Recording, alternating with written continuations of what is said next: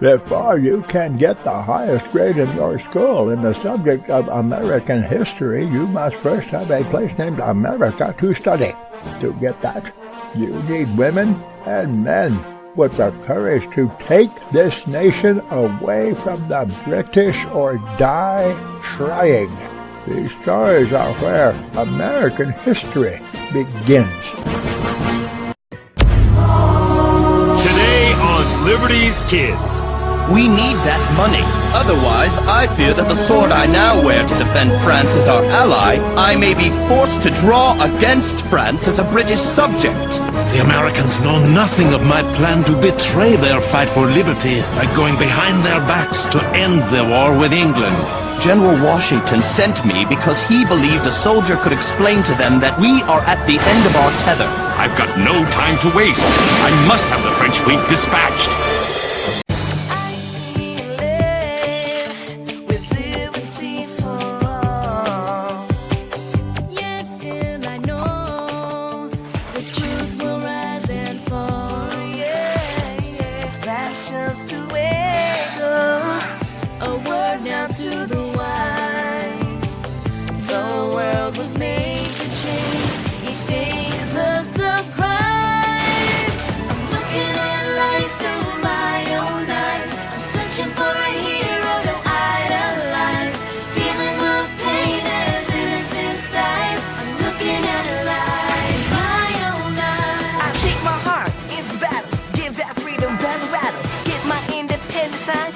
On the dotted line, that Philadelphia freedom ring and patriotic voices sing. Red, white, blue, never give up. You represent America. Hoping and praying for a brighter day. I listen to my heart and I obey. How can I see it any other way? I'm looking at a light with my own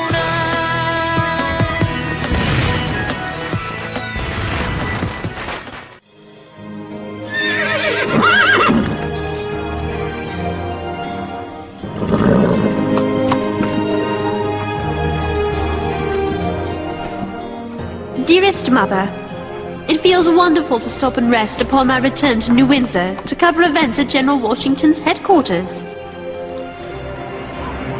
I just left James and Henri in Newport, Rhode Island.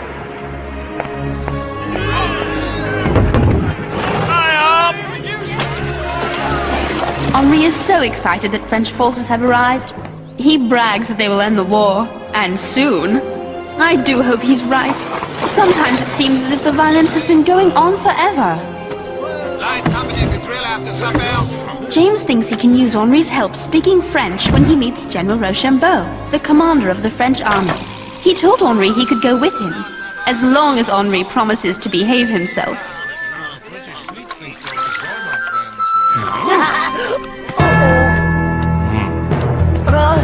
Excusez-moi! Excuse me! Whoa!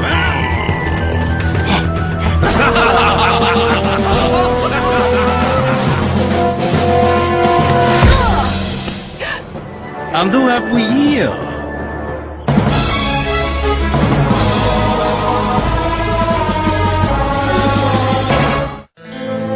Henri, what are you doing? Paying tribute to the pastry of my homeland. Pas de problème. It's all right. Return to your duties. Merci! So, you are French? Oui! Is this young man a fellow journalist, James? My apprentice, and he humbly apologizes for his actions, sir. An apprentice who speaks French? Perhaps he might be interested in reporting firsthand how the British fleet has our navy blockaded in the harbor? Would I? I mean, oui, mon général! I've been waiting for a chance to prove I'm as good as James. I guess he deserves a chance, General. I will make arrangements immediately.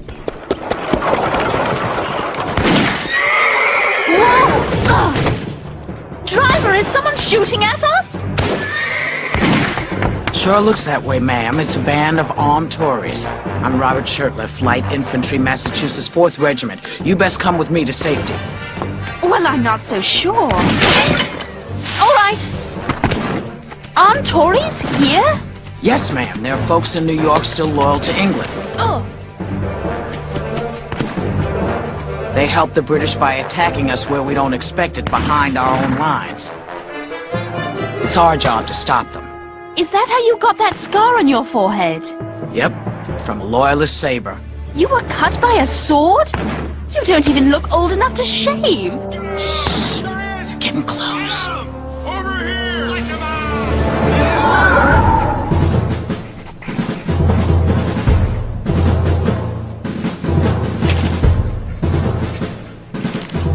General Rochambeau, sir, how do you like America?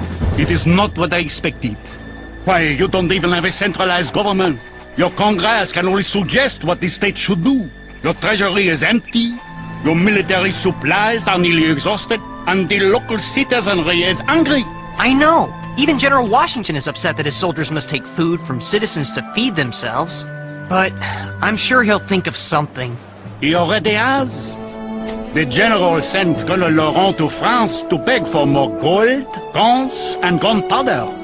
Why would he send Colonel Lawrence when Ben Franklin is already there?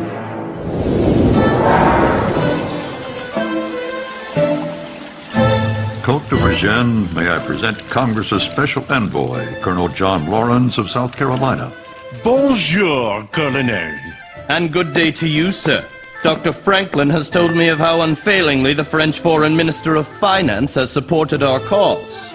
I wish I could do more. You can do more. Colonel Laurent, while you were journeying here to France, we graciously agreed to give America a gift of 6 million livres. You should congratulate Dr. Franklin. Sir, you mock me. We need 25 million livres, otherwise I fear that the sword I now wear to defend France as our ally, I may be forced to draw against France as a British subject. If I am to be insulted in this manner, I'm afraid I must take my leave.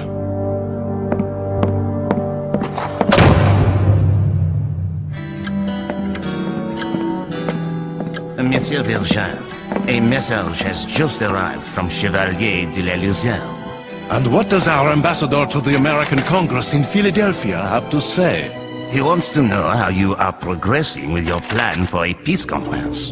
Shh! The Americans know nothing of my plan to betray their fight for liberty by going behind their backs to end the war with England.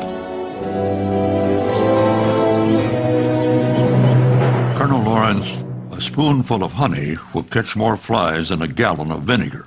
Are you suggesting I apologize? In a word, yes. I cannot. We need that money. Don't you understand? General Washington sent me because he believed a soldier could explain to them that we are at the end of our tether, and now or never our deliverance must come. Colonel, I am 75 years old and suffering from a severe attack of gout. I am afraid that I do not have the energy to pursue an action I cannot win. I will write Congress that I have secured the 6 million livres and add to that my resignation. How many Tories do you think are out there? I can't tell yet. The Tories are right behind us, Robert.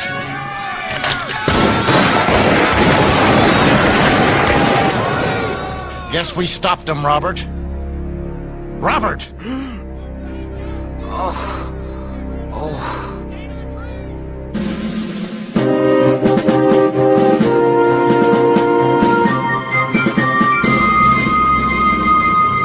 Rochambeau said that to you? We're disorganized and ill-prepared to fight? In so many words, yes.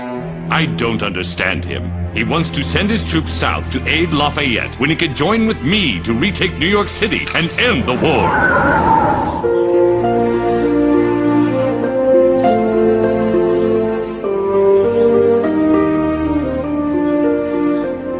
Robert, you've got to let the doctor examine you. The shot is still in your shoulder. I don't want any doctors operating on me. I've seen too many men die after surgery. I'll handle it myself. I don't know what your story is. Treating your own wound? I don't know if you're brave or foolish.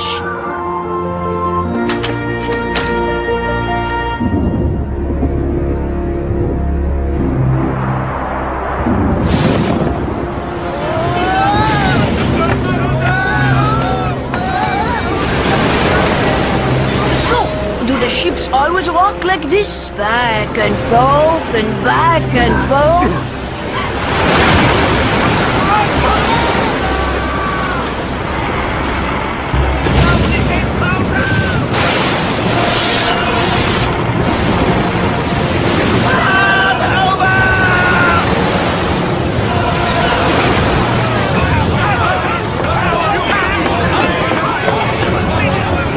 Spotting! Report!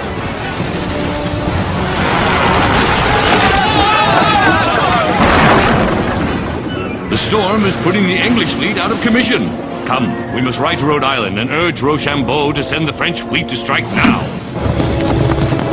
Retaking New York City would make big headlines. That would take too long. Right now, I need a quick victory. My spies are hearing rumors that Vergennes, the French foreign minister, wants a peace conference with the British to end the war. I've got no time to waste. I must have the French fleet dispatched. This is the perfect time for Rochambeau to sail for the south, capture Benedict Arnold, and defeat his army.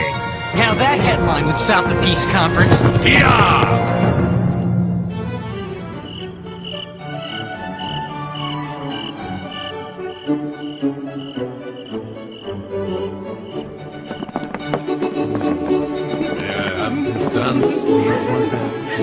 French officers are so gallant. I too am aware of the rumors that de Vergennes wishes to make peace with the British. Then why do you waste 2 days honoring me with these balls? It takes time to properly feed ships for a successful mission. Robert, are you all right? Robert? Hello, is there a doctor out there? Yes, I'm Dr. Barnabas Binney. I was talking to Robert, and all of a sudden he stopped talking and started sweating. Symptoms sound like malignant fever. It's all over the camp. Is he going to be all right? I'll check his heart. What?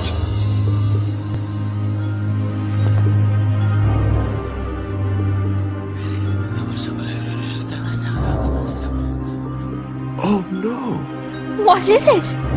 Is he dying? No, Robert's going to live, but how shall I say this? Robert isn't a he. He's a she. What?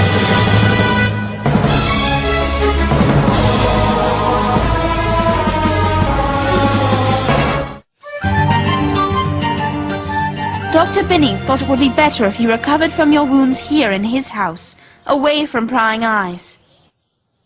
So while the doctor figures out what to do about a young soldier who everyone thinks is a man, but really is a woman, why don't you tell me your whole story? Where should I start? How about with your real name? My name is Deborah Sampson. Deborah, why would a woman enlist in the Continental Army? Heck, I was tall as most men, just as strong too, and I wasn't afraid to shoot a gun, so why shouldn't I fight for my country? I guess I was always kinda unconventional. See, my father went off to sea when I was a very young girl, and my mom was too poor to care for 7 kids. So I worked from the age of 10 to 18 as an indentured servant. Indentured? You mean forced to stay and work, not able to leave until your mother's debt was paid off? Yes, that's exactly what I mean. And I'll tell you one thing, working in the fields made me strong. After my chores were done, I taught myself to read, Sarah. I read every book I could get my hands on. I must have learned a lot, because when I turned 18 and earned my freedom, they hired me to be a school teacher. But I didn't think women were supposed to be school teachers. I caused quite a stir, and I'll tell you something. I really did love teaching. I guess not following the rules just comes naturally to me. And since the Army doesn't accept women, you enlisted as a man. Well, I sure tried. Timothy, Thea. Yes, ma'am. The problem was, I tried to join up in my own hometown. Not the smartest thing. Timothy Thayer, huh? Well, I only know of one person in this town that holds a quill that way, because of an injured finger on her left hand. And that's the school teacher, Deborah Sampson. They caught you and you tried again? Why? Well, I just turned 21 and I didn't want to just get married. And I wanted to fight for my country. To all brave, healthy, able-bodied young men. I knew the army was hard up for soldiers, so I went to a town further away and enlisted there. How on earth did you go unnoticed by the other soldiers? It was hard. They teased me about not shaving, so...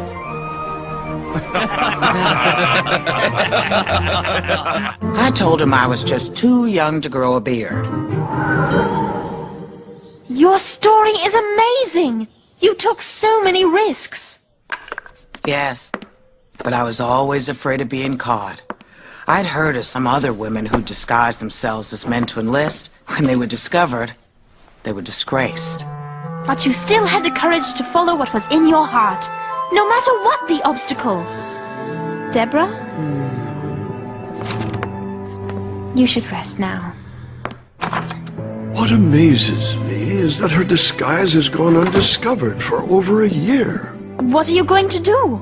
I'm afraid that I must follow orders and inform the army as to the true identity of Robert Shirtliff. What is it, James? Excuse me, General. About the letter you wrote to your nephew? Ah, yes. I wrote to Lund that if Rochambeau had ordered the French fleet to sail south when I wanted, we could have captured that traitor Benedict Arnold and destroyed his army. I'm sorry to report that it's been printed in this New York Tory newspaper. Outrageous! That was a private letter to my nephew, and I was deeply upset when I wrote it. Now everyone, including Rochambeau, is going to read it.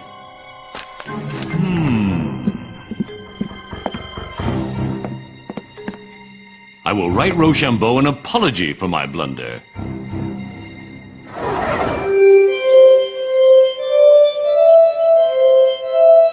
Dr. Franklin, your genius for inventions never ceases to amaze me. I thought a duet on my glass harmonica with Marie Antoinette might be nice. If you'll excuse me, Virgin, I believe the letter I've been waiting for has arrived. Is it from America? It's Congress's response to the letter I sent. Thank goodness they do not accept my resignation. They have the good sense to realize that when I resigned, I wasn't feeling well.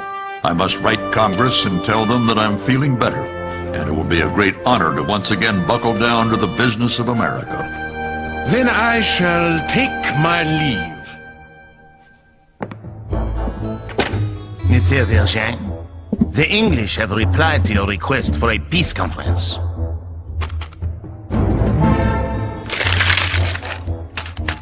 There will be no peace conference.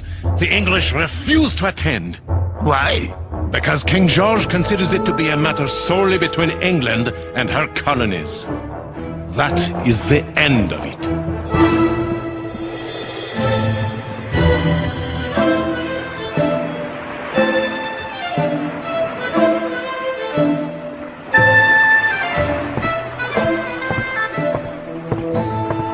Pardon, where do the sailors sleep? You must be Henri. Follow me. I'll take you to your bunk. This is your bunk. There's someone in it. But of course, there aren't enough beds for the whole crew. So, you sleep in it when he is on watch. I can handle that. I'll be too busy as a journalist to sleep anyway. So, where do we eat? Dinner. Sacre bleu! Is this what you usually eat? No, this is better. Wait till we set sail. That's when we get the bad stuff. Let's go, company! March! 1, 2, 3, 4! 1, 2, 3, 4! 1, 2, 3, 4! So, you're sure you don't want to continue as a journalist with the French Navy? Oui, I guess you could say I don't have the stomach for it. Hey, Washington's talking to Rochambeau. Come on! Count Rochambeau, I am dearly sorry for any embarrassment I caused you with my letter. It was written in a time of distress and was meant to be private. Mon General, I received your letter of apology. Consider it a matter of no consequence. Thank you, sir, but I must persist. Have you given any further thought to my suggested plan of attack? General, I have indeed considered your plan, and am now ready to join you in an attack on General Cornwallis in New York City. Boy, Sarah missed a really good story.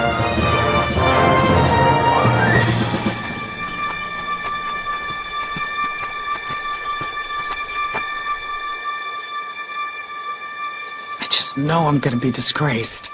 But what you did shows how dedicated you are to the cause of liberty. But I'm still worried they'll put me in jail for dressing as a man. Deborah Sampson, also known as Robert Shirtliff. Because you impersonated a man and enlisted against military policy. Here it comes.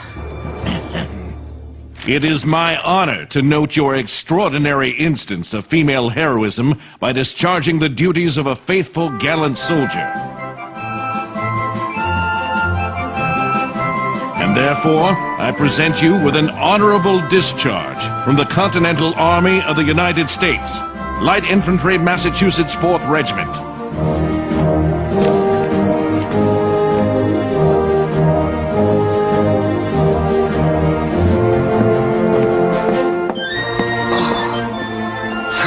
There, I thought I was in a heap of trouble. Except you showed the whole nation what you are capable of. I reckon I did, didn't I? So, what will you do now that this adventure is over? I guess I'm just gonna have to find me another one.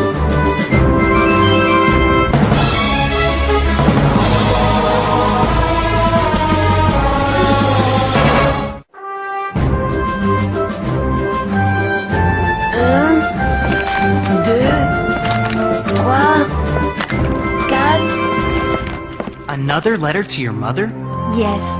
I just had to tell her how impressed I was with Deborah Sampson. I'll tell you, she impressed me, leaving that shot in her shoulder. It's more than that. She made me wonder, if a woman can find a way to serve as a soldier, why can't she enjoy the same rights of citizenship that men have? Why can't this whole country be unconventional? I mean, aren't we already rebels? Henri, what are you doing? If I couldn't be a journalist, I wanted to show you I could be a printer, all by myself. That's great. Now you could show us how you could clean up. All by yourself.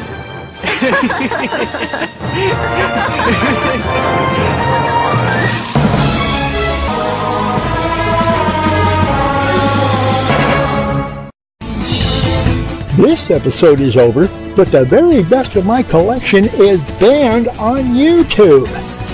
To see what you have been missing, go to archive.org and search for GYRO SCREWLOOSE, and I'll see you there.